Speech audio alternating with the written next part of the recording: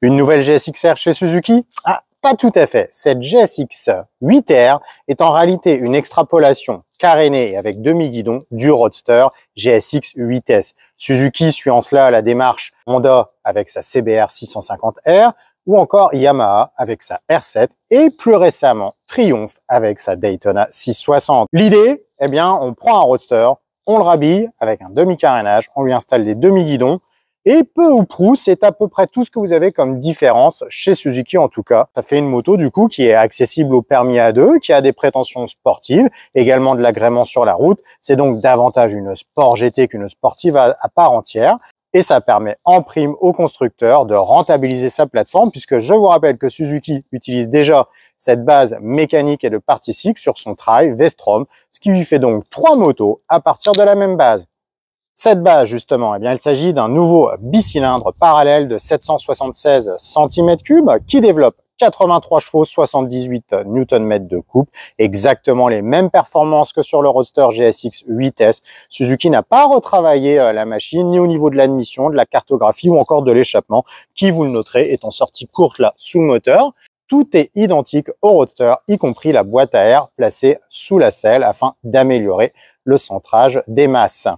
Même chose au niveau châssis, on retrouve un treillis tubulaire associé à une très jolie boucle arrière.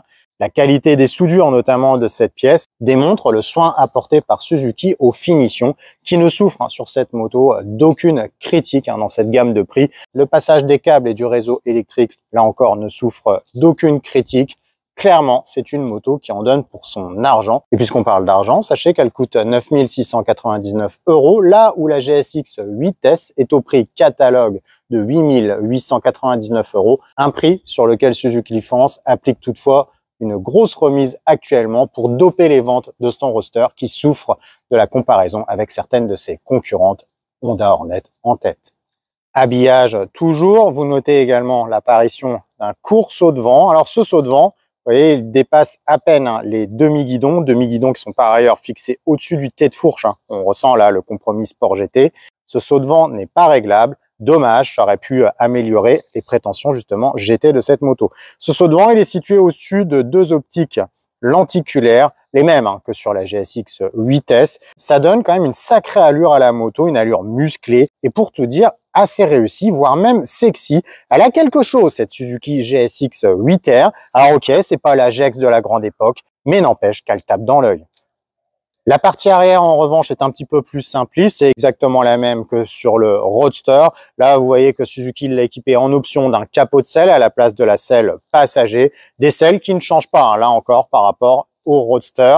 Même chose pour le réservoir de 14 litres. Sa contenance est identique au Roadster. Ses formes aussi. On a donc une position des jambes très bien lovée autour de ce réservoir qui est bien dessiné. Puisqu'on parle de position, sachez que je mesure 1,75 m et que je touche très facilement les pieds au sol. La preuve en image, en direct. Voilà, vous voyez, je touche à plat des deux côtés. Aucun problème à ce niveau-là. Puisqu'on parle ergonomie, sachez que les platines repose-pieds et les repose-pieds sont identiques au Roadster. Et ça, à mon honnête, je trouve ça un petit peu dommage. Et puisqu'on parle des repose-pieds, vous noterez que comme sur le Roadster, il n'y a pas de caoutchouc sur ces repose-pieds, donc ce qui fait un filtre en moins par rapport aux vibrations. Ergonomie toujours, on retrouve un levier de frein réglable sur 5 positions, alors qu'à l'inverse, le levier d'embrayage, lui, n'est pas réglable. La moto conserve également la même instrumentation que sur la GSX 8S, à savoir un écran TFT couleur, lisible, bien agencé, fonctionnel. Le seul bémol, c'est qu'il n'est pas connecté, il n'est pas possible de le raccorder en Bluetooth à son téléphone. Électronique toujours, la moto reçoit de série un anti-patinage réglable,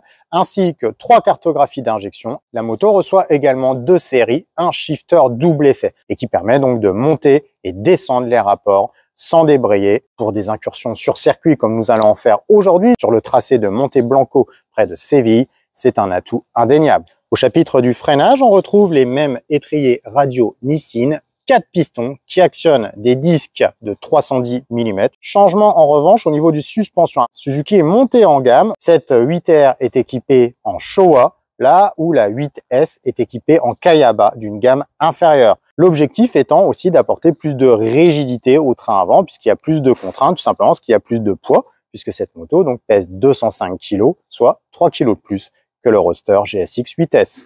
Enfin, pour terminer cette présentation, sachez que cette Suzuki GSX 8R est disponible en bleu, en gris, comme ici, du plus bel effet, et également en noir. Le tout sans supplément de prix. La machine est chaussée de série avec des Dunlop, c'est assez visible. Ici, pour la partie circuit qu'a prévu Suzuki, on est sur une gamme supérieure, à savoir des Sportsmart TT. En concession, vous la trouverez avec des Roadsmart 2. Au guidon de la GSX 8R, eh bien, on retrouve une position décontracte de roadster. Logique, puisque rien ne change, hormis les demi-guidons en alu. Les demi-guidons qui prodiguent une position un petit peu plus penchée vers l'avant. Le bus s'incline naturellement. On n'est pas en contrainte, puisque ces demi-guidons sont fixés au-dessus du T de fourche. C'est une position agréable. Le guidon en plus est large, donc il ouvre les bras. Et ça permet donc de profiter de l'agilité naturelle de cette machine. Alors une agilité excellente, une maniabilité en revanche en léger retrait par rapport au plus menu de ses rivales. On pense notamment du côté de chez Yamaha. Alors pourquoi? Eh bien parce qu'il y a un empattement quand même assez élevé sur cette machine. C'est un choix de Suzuki pour favoriser la stabilité. Il y a également un angle de chasse un peu ouvert. Bref, un parti pris sécurite, si j'ose dire. La selle offre un confort moyen. Pourquoi? Parce qu'elle n'est pas très rembourrée, donc ça manque un petit peu de moelleux. Au niveau protection, eh bien pas de surprise au regard du format de la bulle, on en prend plein la quiche. C'est vraiment dommage, Suzuki d'être pas avoir soigné davantage ce point. Au final, ces capacités routières faciles pourtant à aller chercher, eh bien elles sont un petit peu en retrait sur cette GSX 8R. La position des pieds est identique à celle du roadster. Donc on a les pieds assez droits dans l'aplomb du buste, ce qui en soi est pas désagréable, ça permet de bien balancer la moto, surtout qu'elle a de l'agilité à revente.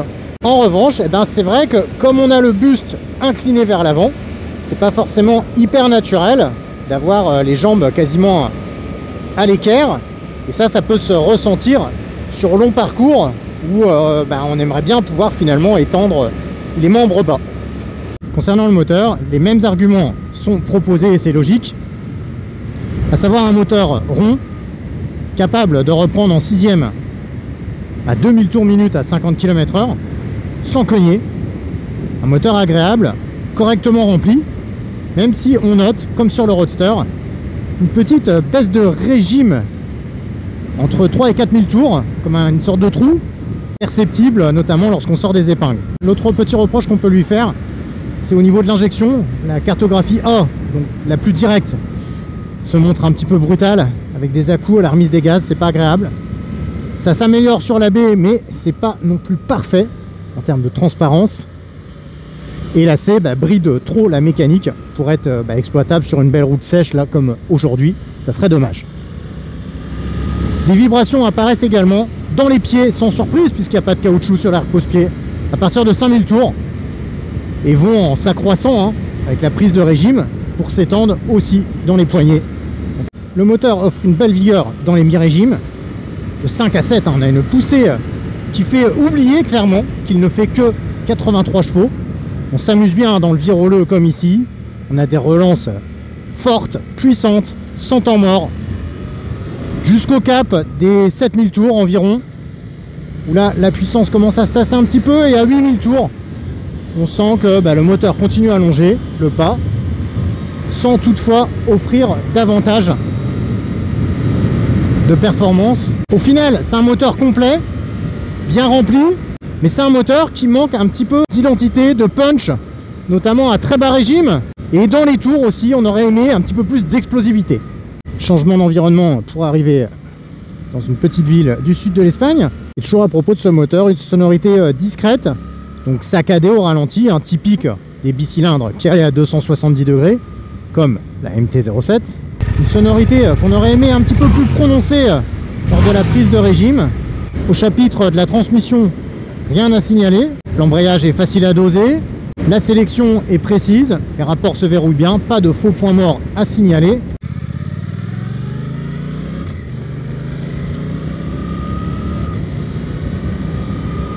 Le seul bémol en termes de transmission, c'est au niveau du shifter bidirectionnel qui, dans 90% des cas, fonctionne très bien, à la montée comme à la descente.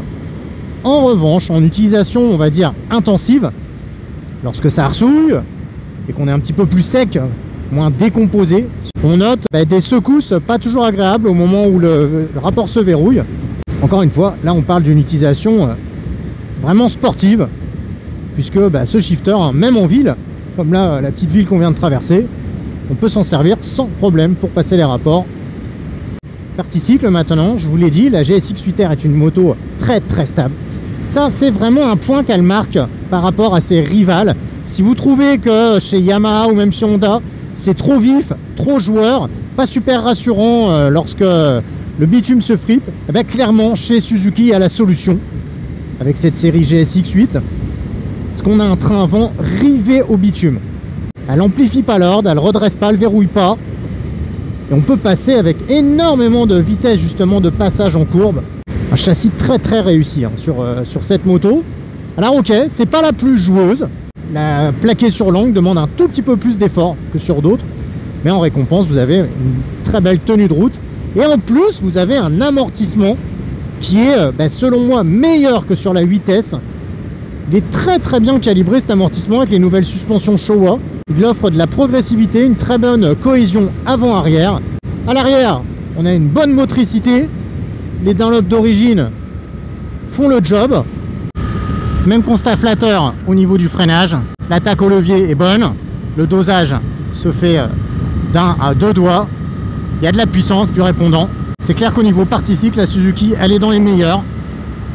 J'insiste sur ce train avant qui gagne en plus en termes de stabilité grâce au poids supplémentaire introduit par ce demi-carénage. La répartition des masses différente qu'applique le pilote puisqu'il est penché davantage sur le train avant. Ça fait vraiment une moto extrêmement stable, pratiquement impossible à prendre en défaut, tout simplement bluffant. Allez, on termine avec cette instrumentation dont je vous ai parlé, la même que sur la 8S. Une instrumentation donc certes non connectée, mais qui présente l'intérêt d'être très lisible, bien agencée. On retrouve ces petits facilement. Une pression sur le commodo gauche et hop, on fait défiler toutes les infos essentielles. On peut modifier par ailleurs le paramétrage du traction control et de la cartographie d'injection, voilà, d'une simple pression sur le bouton mode. Bref, tout est à sa place, fonctionnel. Ah oui, c'est pas le commodo le plus sexy de l'année, on va pas se mentir. Oui, ce tableau de bord pourrait être connecté aussi afin de séduire une population jeune qui aspire à ce genre de fonctionnalité. Néanmoins, ça fait plaisir aussi de voir quelque chose de parfaitement fonctionnel, logique, lisible aussi, malgré là le plein soleil, là, vous voyez, qui nous tape dans le dos. Tout ça reste parfaitement lisible. Tout comme d'ailleurs ces rétroviseurs qui se montrent également visibles et qui, malgré les vibrations émises par le Twin à mi-régime, offrent une rétrovision correcte à cette moto. On apprécie par ailleurs que ces rétroviseurs passent au-dessus de ceux des automobiles lorsqu'on est en circulation urbaine. C'est un détail, mais c'est un détail agréable, tout comme le fait de pouvoir replier les branches afin de stationner plus facilement sa moto au garage. Autant d'attention finalement très GT qui devrait être associé avec d'autres aspects pratiques qui font défaut à la moto, comme par exemple une prise, un coffre sous la selle digne de ce nom aussi, parce que là l'espace il est rikiki. On va voir maintenant ce que ça dit sur circuit. Alors dans Sport GT, il y a Sport, donc Suzuki nous a fait rouler sa 8R sur le circuit de Monteblanco, près de Séville. Et je vous embarque pour un tour lancé.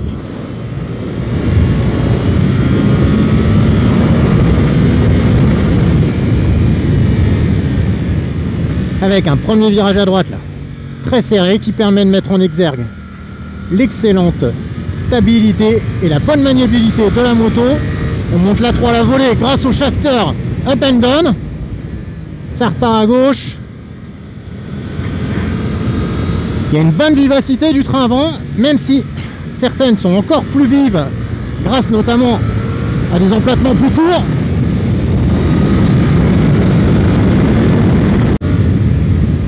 Ah, ici une courbe à gauche, et c'est ici qu'on apprécie le châssis de la Suzuki, puisque là vous voyez, quatrième, on prend une cassure à pleine vitesse, presque 160, et ça bouge pas. Le châssis travaille très bien, pas de mouvement à signaler, pour entrer ici dans une courbe serrée à droite, et là par contre ça frotte. Là, tout de suite, là, vu que les repose-pieds n'ont pas changé de position par rapport au Roadster, On a une garde au sol limitée hein, quand même sur la piste. Hop là, la compression là. Et les suspensions encaissent ça avec un remarquable brio.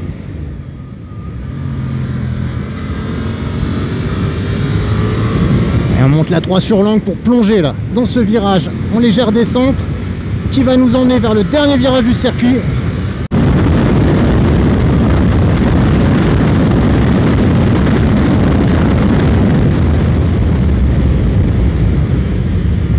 Et il pédale hein, le Twin Suzuki. Alors sachez que là c'est parce qu'il y a la caméra, donc je suis un petit peu gêné en termes de position, mais sinon j'ai pris 210 km/h, ce qui est plutôt bien sur une ligne droite aussi courte. Juste dommage effectivement que Suzuki n'ait pas davantage accentué justement ses caractéristiques par une ergonomie, un triangle, repose-pied, guidon, selle, un petit peu revisité. Oh, le pilote du cercle, Greg Black, qui vient de me faire un intérieur de ouf et qui passe en glisse dans l'épingle suivante. Ah, c'est le genre de truc. Ah, les enfants.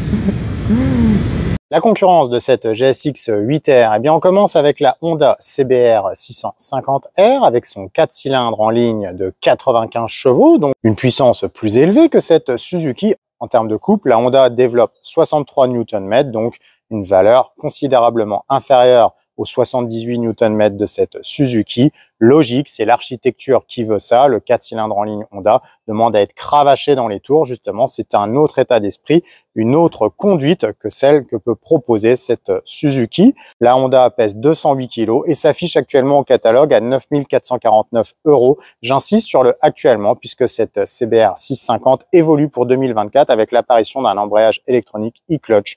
Autre concurrente frontale à cette Suzuki, eh bien c'est la Kawasaki Ninja 650 qui reprend comme elle le bicylindre de la gamme Roadster de chez Kawasaki, à savoir le bicylindre de la Z650. Cette Kawasaki Ninja 650 développe 68 chevaux et pèse 193 kg. Ça fait quand même un écart hein, par rapport à cette Suzuki, un écart de poids qu'on avait déjà relevé sur le Roadster. La Kawa s'affiche à 8099, sachant que son accastillage, ses périphériques, ses équipements sont quand même un bon cran en dessous que ceux de la Suzuki. Vient ensuite la rivale désignée, celle sur laquelle Suzuki s'est étalonnée. Les ingénieurs ne s'en cachent pas, on parle bien sûr de la Yamaha R7, l'extrapolation du Roadster MT-07 qui reprend pareil le même bicylindre en ligne de 689 cm3 de la MT-07 qui développe 73,4 chevaux. Ça donne une machine péchue, légère, seulement 188 kg. Là encore, l'écart de poids est quand même conséquent hein, par rapport à cette Suzuki qui pèse, elle, 205 kg. Et cette Yamaha s'affiche à 9 999 €, soit 300 € de plus, sachant que la Suzuki, encore une fois, propose des arguments tels que son shifter double effet dont ne dispose pas la R7. La R7 qui, en revanche, dispose comme elle d'une fourche et d'un amortisseur qui ont été revus pour ses nouvelles prétentions sportives,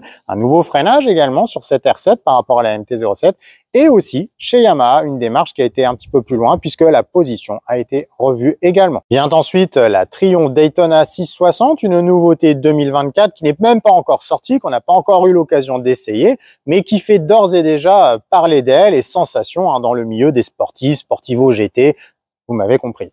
Cette Triumph Daytona, eh bien, elle reprend la base hein, de la Trident, hein, le roadster d'entrée de gamme de la marque Dinkler. On retrouve donc tel quel son 3 cylindres de 660 cm3 qui développe 95 chevaux, soit quand même une douzaine de chevaux de plus que cette Suzuki, pour un poids annoncé à 201 kg. Autre argument en faveur de cette nouveauté Triumph, son prix placé 9 995 €. On pousse le bouchon encore un peu plus haut avec l'Aprilia RS 660. Là, on est quand même sur un registre super sport pur et dur avec un cadre périmétrique en aluminium, des périphériques vraiment sportifs et un moteur qui développe 100 chevaux et qui se montre en plus très vigoureux dans les tours. L'Aprilia ne joue pas dans la même cour que cette Suzuki, tout comme la Honda CBR 600 RR que Motonet inclut volontairement dans ce panorama. Là aussi, on est sur un registre entièrement super sport avec un 4 cylindres en ligne de 121 chevaux.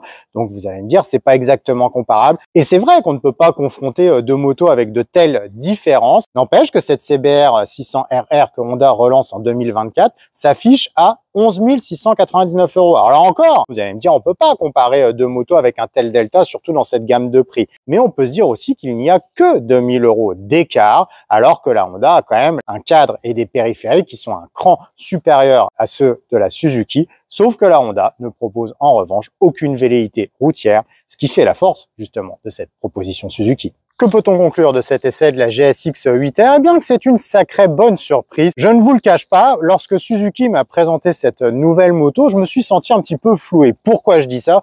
Parce que la dernière GSX-R que j'avais essayée, c'était la GSX-R 1000 en 2017 sur le circuit de Phillip Island. Alors forcément, quand cette GSX 8R est arrivée avec ses 83 chevaux, son châssis tubulaire acier, je vous avoue que je me suis un petit peu gratté la tête de la même façon que je m'interroge lorsque Honda utilise l'appellation CBR sur sa CBR 650R qui n'est rien d'autre qu'un roadster caréné. Bref, une fois n'est pas coutume, c'est avec certains a priori que j'ai abordé cette moto. Résultat, c'est une sacrée claque que j'ai pris puisque cette moto, c'est finalement sur le circuit ici, dans ce cadre racing, qu'elle m'a le plus convaincu. Alors oui, il y a des limites qui apparaissent lorsqu'on la cravache, n'empêche que la moto s'est montrée à la hauteur sur ce circuit sélectif de Monte Blanco. Là-dessus, franchement, bravo Suzuki. Alors oui, on aurait aimé que la position des cale-pieds soit adaptée justement à un genre arsouillesque, voire même pistard. On aurait également apprécié que le shifter se montre un petit peu plus précis, réactif en conduite sportive. Là, sur les phases de rétrogradage sans débrayer, c'est un petit peu limite. Concernant la partie route, eh bien, cette machine offre de la rondeur grâce à sa mécanique, sur laquelle, en revanche, on fait les mêmes critiques que sur la 8S, à savoir que ce moteur, il n'est pas très sensationnel, il n'est pas très funky, il souffre de la comparaison, c'était inévitable, avec la MT-07, qui délivre une poussée incroyable dès les 2500 tours. Il souffre également de la comparaison avec la Hornet, qui hurle dans les tours, avec donc une explosion de puissance. On n'a pas tous ces pics de caractère sur la Suzuki, et c'est ce qui lui fait un petit peu de défaut. En termes de confort et d'agrément, eh bien, on retrouve la même selle que sur la 8S. Ça aussi, c'est un petit peu dommage. Suzuki aurait pu mettre une selle un petit peu plus rembourrée afin d'améliorer ses prétentions sport GT. De même, ce saut de vent ridiculement tronqué ne protège quand même pas grand-chose. Quel dommage de ne pas avoir mis un élément réglable. Alors oui, ça aurait fait des coûts supplémentaires, peut-être même 200 grammes en plus, mais ça aurait amélioré encore la polyvalence de cette moto qui gagne vraiment à être connue au prix de 9 699 €. Restez connectés et pour ceux qui ne le sont pas encore, n'oubliez pas de vous abonner à notre chaîne YouTube, de partager nos vidéos autour de vous, mais également de nous faire part de vos impressions, vos interrogations et vos suggestions d'amélioration à travers les commentaires. Mathieu et moi nous ferons un plaisir de vous répondre. C'est ça aussi la touche motoneige.com. À plus!